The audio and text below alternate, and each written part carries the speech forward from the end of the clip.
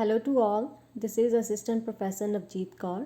In my previous video, I have covered the meaning of income tax and its features, and in this video, I am going to cover history of income tax in India as well as few important definitions in income tax. So let's start with history of income tax in India. The income tax was first introduced in India by the British rulers in 1860. This was simply income tax. Law नहीं था, income tax था.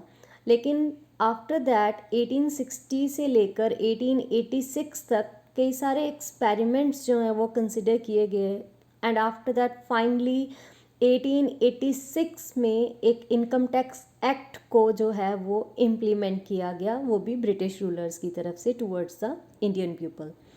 जो pattern था वो continuously same रहा कई सालों तक एंड फिर से 1918 में एक अनदर इनकम टैक्स एक्ट जो है वो पास किया गया, बट ये ज़्यादा देर नहीं रहा और इसको जो है फाइनली 1922 में इनकम टैक्स एक्ट 1922 बनाकर इसको अबॉलिश किया गया. एंड जो हमारे पास फिर 1961 आफ्टर इंडिपेंडेंस हमारे पास जो है नया इनकम टैक्स इंट्रोड्यूस किया गया. तब तक जो 1922 में बना था इनकम टैक्स एक्ट वही इम्प्लीमेंट रहा इंडिया में. फाइनली हमारे पास आफ्टर इंडिपेंडेंस अपना खुद का इनकम टैक्स एक्ट जो है 1961 इंट्रोड्यूस किया गया. कई सारे इसमें एक्ट्स इन्वॉल्व हैं जिसको उन्होंने यहाँ पर एक्सप्लेन किया है. सबसे पहले तो they are talking about income tax act 1961. तो with the recommendation of law commissioner and direct taxes administration inquiry committee जो कि श्री महावीर त्यागी जी के अंडर थी, उन्होंने एक बिल पास किया, बिल फ्रेम किया एंड फाइनली उसको जो है पास किया गया सितंबर 1961 में, जिसकी वजह से ये एक्ट जो है 1962 इनकम टैक्स एक्ट 1962 एग्जिस्टेंस में आया. और इनकम टैक्स एक्ट 1961 में जो है उन्होंने कई सारे आपको सेक्शंस दिए हुए हैं. अराउंड 298 सेक्शंस हैं इसके और कई सारे ग्रुप्स में ये जो है अराउंड 23 चैप्टर्स हैं जिसको सब सेक्शंस बोला गया है उन्होंने, जो कि आपके इनकम टैक्स एक्ट के अंडर आएंगे. और कई सारे आपको जो है स्केड्यूल्स मिल जाएंगे, अराउंड 15 स्केड्यूल्स यहाँ पर वो बता रहे हैं.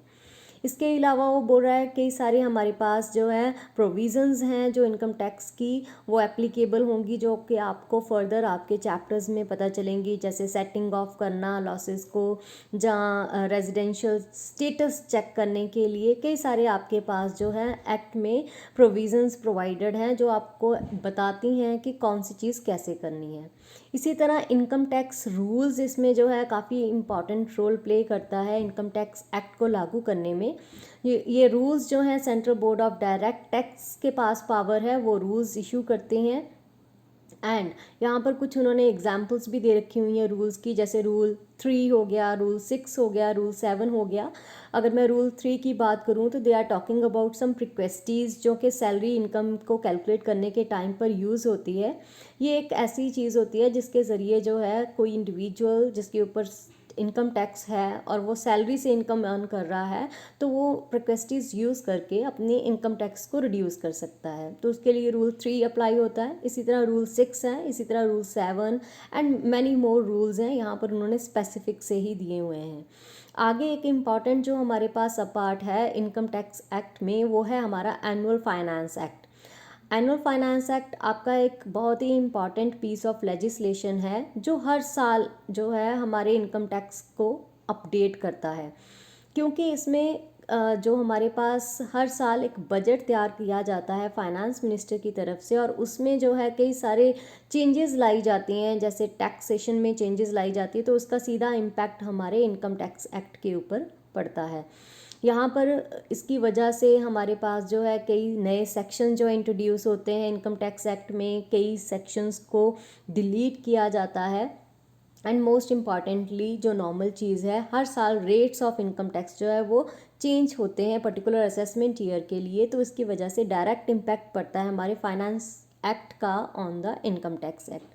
एंड लास्ट में इसने जो मेन पॉइंट दिया हुआ है वो है आपका circulars and clarifications issued by the CBDT. CPDT जो है that stands for the central board of direct tax which is apex institute that regulate the overall administration of direct taxes. मतलब हमारे कंट्री में कई सारे जो है ब्रांचेस बनी हुई हैं, उन सब को जो है सीबीडीटी कंट्रोल करता है, और सीबीडीटी को सेंट्रल गवर्नमेंट जो है वो कंट्रोल करती है.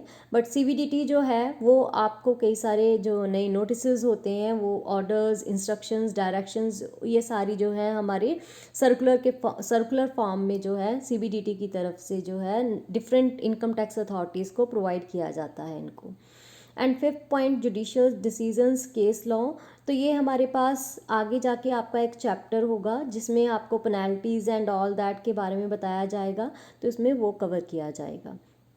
सो this is the basically history as well as कि कैसे एक जो है इनकम टैक्स एक्ट बनता है, उसमें कौन कौन से जो है हमारे पास इम्पॉर्टेंट रोल प्ले होते हैं, उनके बारे में बताया है.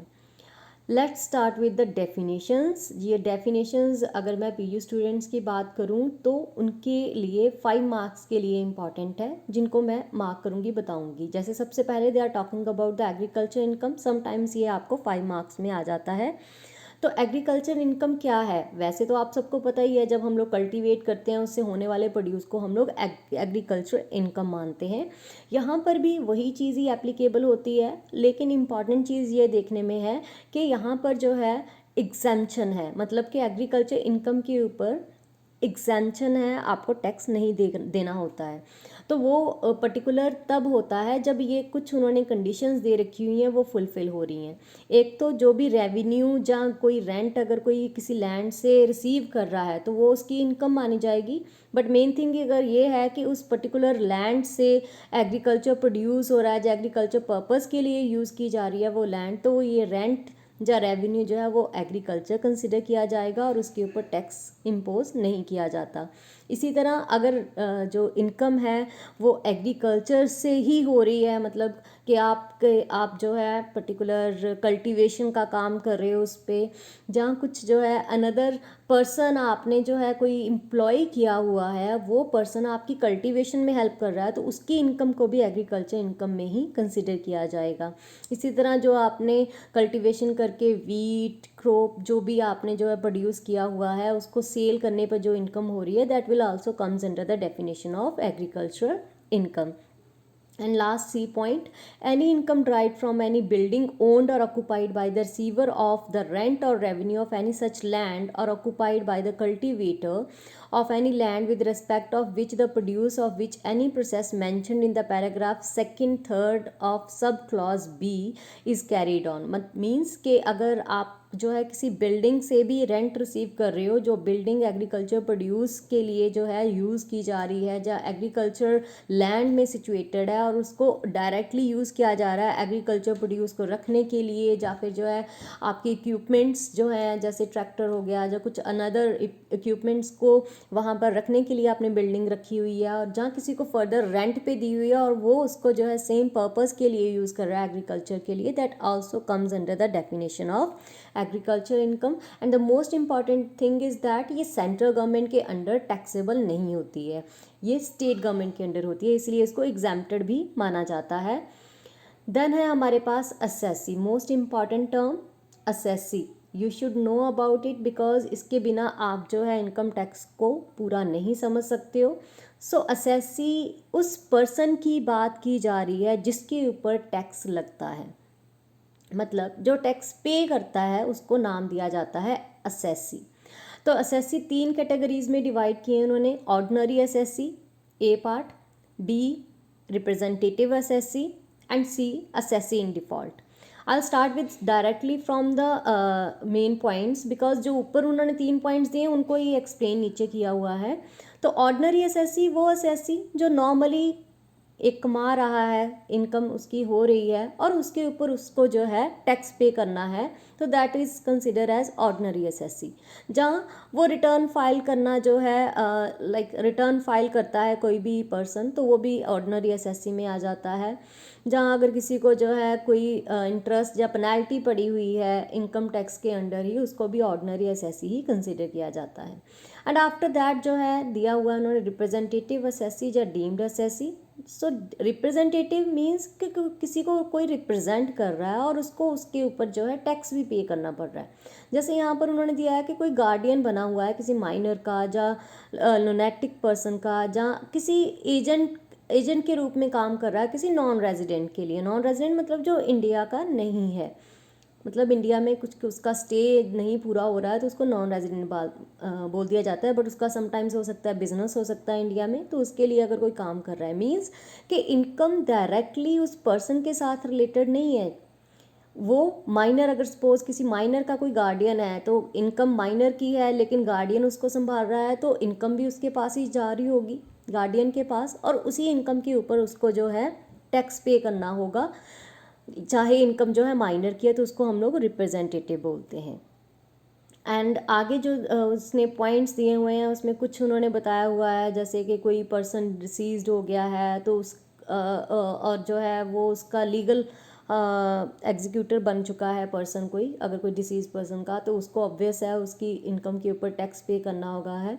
इसी तरह अगर कोई जो है माइनर है, लोनेटिक है, इडियट पर्सन है, उसको वो टेक केयर कर रहा है और उसके नाम पर कोई इनकम आ रही है तो ऑब्वियस है वो उस इनकम के ऊपर जो है पर्सन जो गार्डियन है वो पे करेगा टैक्स। तो that will consider under the category of representative जहाँ डीम्ड एसएससी। एंड लास्ट में एसएससी इन डिफ़ॉल्ट। तो assessee in default that person जिसके ऊपर इनकम टैक्स तो बन रहा है बट वो टैक्स नहीं पे किया है उसने। इट्स इज ड्यूटी और हर ड्यूटी टू पे द टैक्स, बट अगर वो नहीं पे कर रहा है तो वो किस कैटेगरी में आ जाएगा, एसएससी इन डिफ़ॉल्ट, जिसकी वजह से उसको जो है लीगली पनिशमेंट पेनल्टी वगैरह जो है दी जा सकती है। So this is very important term, assessee, for 5 marks for the PU student also for the final exam. So next है हमारे पास most important that is the person. Now person, यहाँ पर हम लोग पर्सन नॉर्मल पर्सन जैसे हम लोग नाम दे देते हैं इंग्लिश में कि एक मेल या फीमेल के लिए जो वर्ड यूज़ होता है पर्सन, ये वो नहीं है। यहाँ पर ये वाइडर टर्म के रूप में यूज़ किया जाता है इनकम टैक्स में। तो पर्सन में आप देख सकते हो यहाँ पर उन्होंने बोला है कि पर्सन में इंडिविजुअल भी आएगा जिसमें मेल फीमेल की बात की है। सेकंड उसने बात की है हिंदू अनडिवाइडेड फैमिली। ये वो फैमिलीज़ हैं जो जॉइंट फैमिलीज़ होती हैं और उनका अपना एक बिजनेस होता है, तो इनको हिंदू अनडिवाइडेड फैमिली का नाम दिया हुआ है, जिसका एक कर्ता होता है मतलब मेन हेड, और कॉपर सीनियर्स मतलब जो बाकी उसके मेंबर्स होते हैं। तो ये भी आपकी पर्सन की ही डेफिनेशन में आएगा। इसी तरह कंपनी जो है that also comes under the definition of person. Firm जो कि खुद दो या दो पर्सनस मिलके जो है पार्टनरशिप के रूप में तैयार करते हैं, चाहे वो जो है अंडर सेक्शन 184 में आ रही हों चाहे नहीं आ रही हों, but still that comes under the category of person. इसी तरह एसोसिएशन ऑफ पर्सन हो गया, बॉडी ऑफ इंडिविजुअल, कोई लोकल अथॉरिटी होगी, लोकल अथॉरिटी में वो बात करते हैं जैसे म्यूनसिपैलिटी, पंचायत, ये सारे जो हैं आपकी डेफिनेशन पर्सन में आएंगे और इन सभी की इनकम के ऊपर जो है इनको टैक्स पे करना होता है। सो आगे उन्होंने जो है आपको इनकम दी हुई है, that I will cover in the another video because वो ज़्यादा वाइडर है तो ये वीडियो काफ़ी लेंथी हो जाएगी। यहाँ तक जो पॉइंट्स मैंने आपको समझाए हैं दीज आर मोस्ट इम्पॉर्टेंट। आगे भी मैंने नेक्स्ट वीडियो में डेफिनेशंस ही बतानी है जो 5 मार्क्स के लिए इम्पॉर्टेंट भी हैं एज वेल एज आपको इनकम टैक्स को समझने में हेल्प करेंगी। Thank you.